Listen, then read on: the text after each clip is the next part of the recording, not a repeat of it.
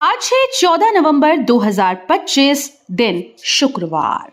नमस्कार, जय जोहार। चलिए देखते हैं छत्तीसगढ़ की 25 फटाफट बड़ी खबरों को। लेकिन इससे पहले आप वीडियो को कहां से देख रहे हैं, कमेंट बॉक्स में बताना बिल्कुल ना भूलें। जनदर्शन में जनता के सपनों को मिला सहारा, संवेदनशील शासन की मिसाल बने सीएम विष्णुदेव साय। मुख्यमंत्री विष्णुदेव साय के नेतृत्व में मुख्यमंत्री निवास में आयोजित जनदर्शन कार्यक्रम ने संवेदनशील शासन की नई मिसाल पेश की। प्रदेश के विभिन्न जिलों से पहुंचे नागरिकों ने अपनी समस्याएं और सुझाव मुख्यमंत्री के समक्ष रखे। सीएम ने हर आवेदक की बात ध्यान से सुनकर अधिकारियों को तत्काल समाधान के निर्देश दिए। भारत अंतर्राष्ट्रीय व्यापार मेले में बिखरेगी छत्तीसगढ़ की पहचान, मिलेट कैफे और वनोपज उत्पाद होंगे आकर्षण।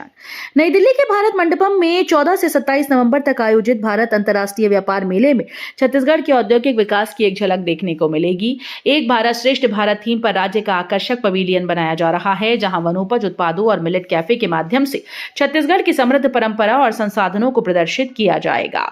पवेलियन में नई औद्योगिक नीति, निवेश प्रोत्साहन योजना और सूक्ष्म, लघु व मध्यम इकाइयों के उत्पादों की जानकारी दी जाएगी। देश भर में बड़ी ठंड, आईएमडी ने एमपी, राजस्थान, छत्तीसगढ़ में शीतलहर अलर्ट जारी।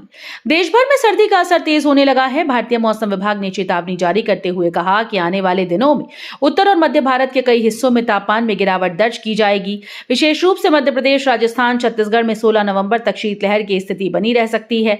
वहीं दक्षिण भारत के तमिलनाडु, केरल, पुडुचेरी में अगले 2 दिनों तक भारी बारिश की संभावना जताई गई।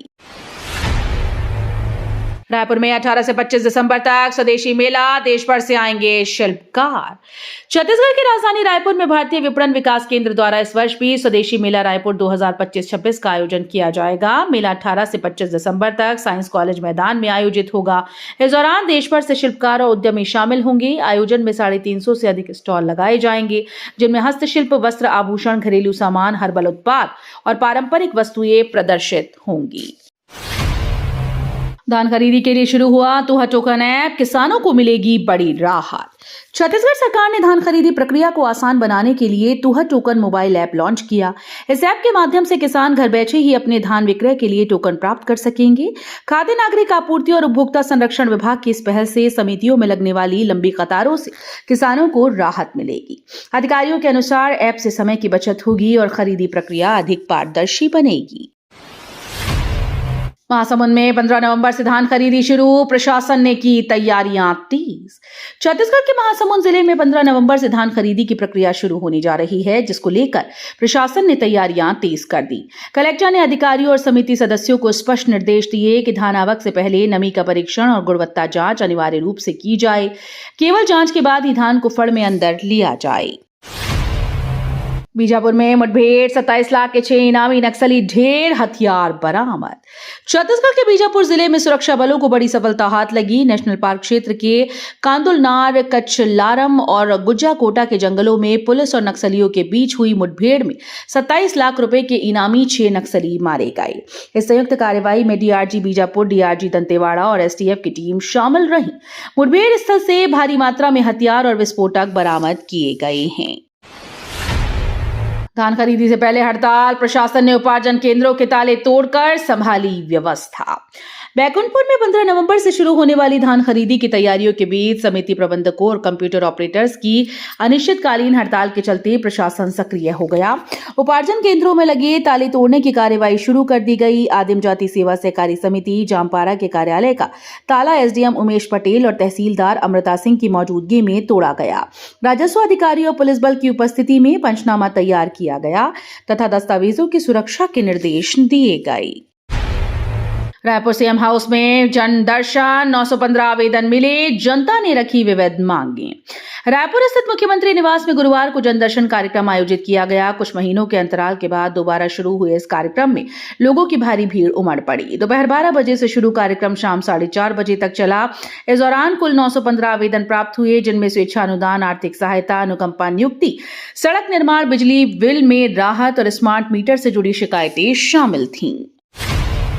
संगठन सृजन के बाद अब कांग्रेस टैलेंट हंट से तलाशेगी नई प्रवक्ता। कांग्रेस ने संगठन सृजन अभियान के बाद अब प्रवक्ताओं की खोज के लिए नया तरीका अपनाया है। पार्टी ने टैलेंट हंट कार्यक्रम शुरू किया, जिसके तहत प्रतिभाशाली युवाओं को प्रवक्ता बनने का अवसर मिलेगा। इस खुली प्रक्रिया में कोई भी इच्छुक व्यक्ति भाग ले सकता है। कांग्रेस प्रतिभा के आधार पर जिला, प्रदेश और राष्ट्रीय स्तर के प्रवक्ताओं का चयन करेगी। अबूझमाड़ में बस्तर ओलंपिक का आयोजन, नक्सल क्षेत्र में खेलों से गूंजा शांति का संदेश। नारायणपुर जिले के अबूझमाड़ में पहली बार बस्तर ओलंपिक का आयोजन किया जा रहा है। घोर नक्सल प्रभावित इस इलाके में खेलों के जरिए बच्चों और ग्रामीणों ने नई पहचान बनाई है। स्कूली बच्चे और युवा खिलाड़ी मैदान में अपने प्रदर्शन से माओवादियों को शांति और एकता का संदेश दे रहे हैं। आयोजन से क्षेत्र में उत्साह और सकारात्मक माहौल देखने को मिल रहा है, जिससे अब नारायणपुर नक्सलगढ़ नहीं बल्कि खेलगढ़ के रूप में उभर रहा है। अमित जोगी का आरोप, मोदी की गारंटी में उद्योगपतियों को मिली छत्तीसगढ़ में एंट्री।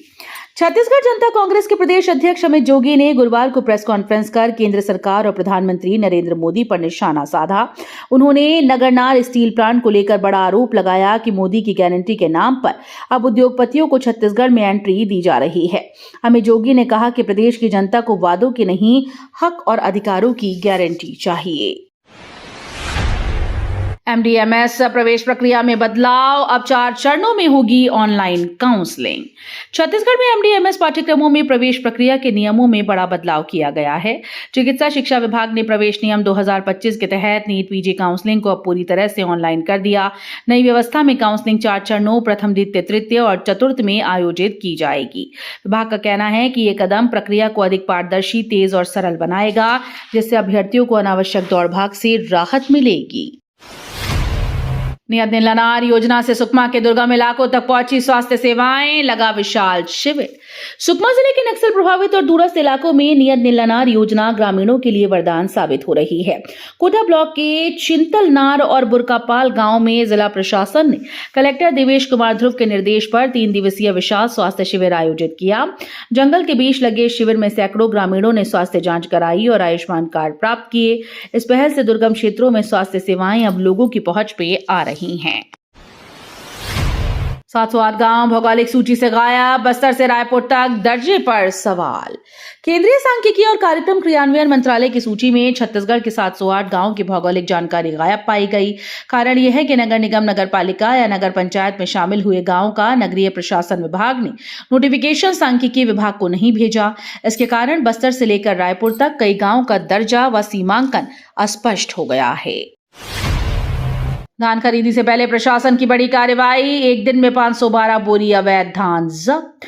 समर्थन मूल्य पर धान खरीदी शुरू होने से पहले प्रशासन ने अवैध धान खपाने वालों पर बड़ी कार्रवाई की। केल्हारी के एसडीएम इंदिरा मिश्रा ने बुधवार को छापेमारी कर एक ही दिन में 512 बोरी अवैध धान जब्त किया। लगातार हो रही इस कार्रवाई से कोचियों और अवैध भंडारण करने वालों में हड़कंप मच गया। अधिकारियों का कहना है कि किसी भी हालत में अवैध धान की खरीदी या बिक्री बर्दाश्त नहीं की जाएगी। कांग्रेस में तभी लौटूंगा जब बोलने की आजादी मिले, पूर्व विधायक बृहस्पत सिंह। कांग्रेस से निष्कासित आदिवासी नेता और पूर्व विधायक बृहस्पत सिंह ने नई राजनीतिक पार्टी बनाने की घोषणा की। उन्होंने कहा कि वे तभी कांग्रेस में वापसी करेंगे जब उन्हें अपनी बात खुलकर रखने की आजादी मिलेगी। सिंह ने स्पष्ट किया कि वे किसी अन्य राजनीतिक दल में शामिल नहीं होंगे, बल्कि नई पार्टी बनाकर छत्तीसगढ़ की जनता के हक और अधिकार की लड़ाई लड़ते रहेंगे। मोतियाबिंद सर्जरी के बाद 9 मरीजों को आंखों में संक्रमण, सभी रायपुर रेफर। छत्तीसगढ़ के बीजापुर जिला अस्पताल में 24 अक्टूबर को किए गए मोतियाबिंद ऑपरेशन के बाद 9 मरीजों की आंखों में संक्रमण की शिकायत सामने आई है।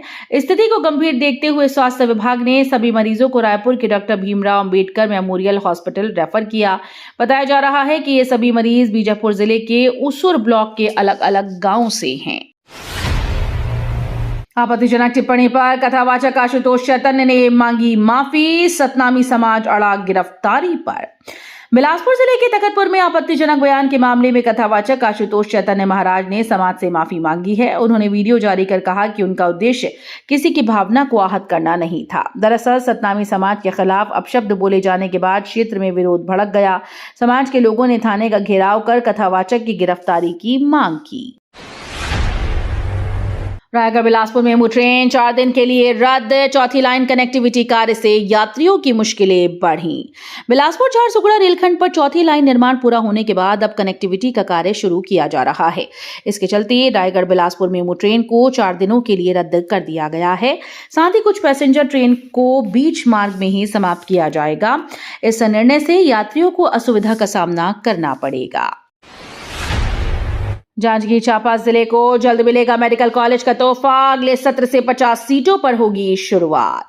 जांजगीर चांपा जिले के लिए स्वास्थ्य सेवाओं के क्षेत्र में बड़ी सौगात मिलने वाली है। अब जिले में मेडिकल कॉलेज की स्थापना का रास्ता साफ हो गया।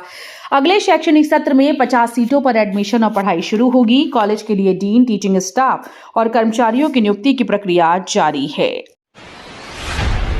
पैरों से चित्र बनाने वाली पूनम को मिला सीएम विष्णुदेव साय का साथ, मिली नई उम्मीद। मुख्यमंत्री विष्णुदेव साय जनदर्शन कार्यक्रम में दूर दूर से आए लोगों की समस्याएं सुन रहे हैं और उनका त्वरित समाधान कर रहे हैं। इस दौरान उन्होंने पैरों से चित्र बनाने वाली प्रतिभाशाली युवती पूनम से मुलाकात की। पूनम की कला और संघर्ष से प्रभावित होकर मुख्यमंत्री ने उसे विशेष सहायता और प्रोत्साहन का तोहफा दिया। सीएम के इस कदम से पूनम की जिंदगी में नई उम्मीद जगी है। कलिंगा विश्वविद्यालय में कलिंगा उत्सव 2025 विद्यार्थियों की शानदार प्रस्तुति ने जीता दिल। नया रायपुर स्थित कलिंगा विश्वविद्यालय में 13 नवंबर को वार्षिक महोत्सव कलिंगा उत्सव 2025 का भव्य आयोजन किया गया। कार्यक्रम में छात्रों ने गीत, संगीत, नृत्य और फैशन शो की शानदार प्रस्तुतियां दी, जिनसे दर्शक मंत्रमुग्ध हो गए। मुख्य अतिथि के रूप में छत्तीसगढ़ शासन के कौशल विकास, तकनीकी शिक्षा, रोजगार और अनुसूचित जाति विकास मंत्री गुरु खुशवंत साहेब उपस्थित थे। बीमा कंपनी के मनमानी पर कार्रवाई। उपभोक्ता आयोग ने 1.5 लाख अतिरिक्त चुकाने के आदेश दिए। उपभोक्ता आयोग ने United India insurance company limited को मृतक के परिजनों को बीमा दावा राशि 15 लाख के साथ अतिरिक्त 1.5 लाख रुपए चुकाने का आदेश दिया। आयोग ने कंपनी के द्वारा दावा खारिज करने की कार्रवाई को सेवा में कमी और अनुचित व्यवहार बताया। कुल 16.50 लाख रुपए का भुगतान करने का निर्देश देते हुए आयोग ने कहा कि बीमा कंपनी तकनीकी आधारों पर उपभोक्ताओं के साथ अन्याय नहीं कर सकती। छत्तीसगढ़ में एसआईआर की समय सीमा बढ़ाने की मांग। कांग्रेस ने आयोग को सौंपा ज्ञापन। छत्तीसगढ़ प्रदेश कांग्रेस कमेटी ने विशेष गहन पुनरीक्षण कार्यक्रम की समय सीमा बढ़ाने की मांग की। पार्टी के प्रतिनिधिमंडल ने मुख्य निर्वाचन पदाधिकारी से मुलाकात कर 6 बिंदुओं वाला ज्ञापन सौंपा। कांग्रेस नेताओं ने कहा कि बाढ़ और फसल कटाई के कारण ग्रामीण और प्रभावित इलाकों में मतदाता सूची से जुड़ी प्रक्रिया में बाधा आ रही है। तो ये थी आज की बड़ी खबरें। अगर आपको न्यूज पसंद आई हो तो वीडियो को लाइक और शेयर करना बिल्कुल ना भूलें। धन्यवाद।